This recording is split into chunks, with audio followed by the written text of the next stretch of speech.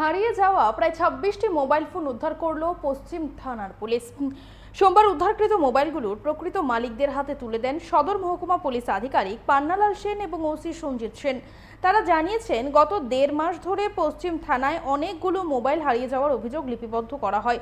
তদন্তে নেমে CI O সফটওয়্যারের মাধ্যমে মোবাইলগুলো উদ্ধার করা সম্ভব হয়েছে। হারানো মোবাইল ফিরে পেয়ে পুলিশকে কৃতজ্ঞতা জানান মোবাইল মালিকরা। আমরা শুনবো বিস্তারিত। 1.5 মাস ধরেই আমাদের পশ্চিম থানাতে অনেকগুলি মোবাইল বিভিন্ন সময়ে বিভিন্ন ডেটে যে হারিয়ে যাওয়ার অভিযোগ আমাদের এখানে নথিভুক্ত করা হয়েছে। তো সেই